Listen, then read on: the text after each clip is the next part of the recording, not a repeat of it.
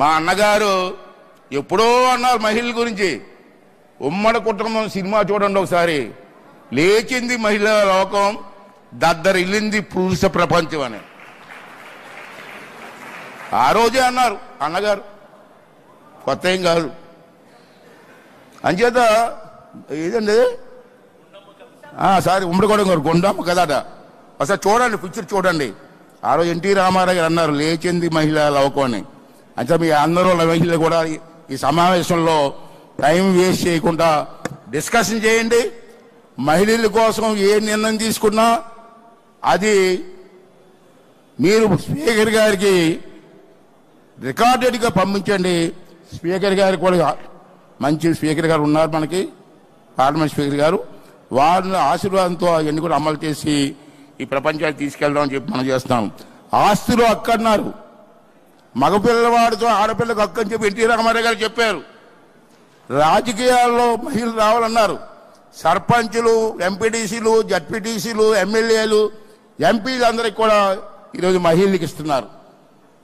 ఆంధ్ర రాష్ట్రంలో కాదు, రాష్ట్ర వ్యాప్తంగా ఇస్తున్నారు. అదే ఉద్యోగాల్లో రిజర్వేషన్. మరొక విషయం, ముఖ్య విషయం, మన ఆడపిల్లలు చదువుకోవాలని చెప్పి ఇదే తిరుపతిలో పద్మావతి మహిళా యూనివర్సిటీ పెట్టే ఘనత నందమూరి తారక రామారావు గారిదని చెప్పి ఈ సందర్భంలో మీ అందరికీ మనం చేస్తూ, ఈ సంవత్సరం మనకు 60 days అయినా అసెంబ్లీ నడవాలని చెప్పి లెజిస్లేటివ్ అసెంబ్లీ మినిస్టర్ గారు ఇక్కడే ఉన్నారు. Mister Keshav, please kindly.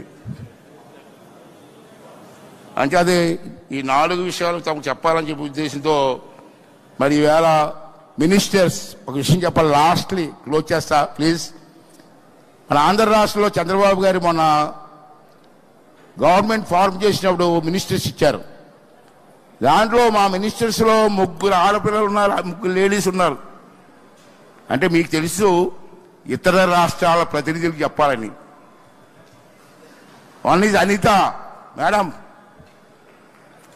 ఆమె ఏమి తెలుసా, is a home minister for state. Home minister for state Anitha. Sanjay Rani garu, ఈయన కూడా minister from Vizianagaram district, backward district. Sabitha ఎరిసి, ఆమె కూడా 1 మినిస్టర్. అంటే కేబినెట్ లో మొత్తం మీద 3 మినిస్టర్లు ఉన్నటువంటి ప్రభుత్వం ఆంధ్ర రాష్ట్రంలో ఉంది.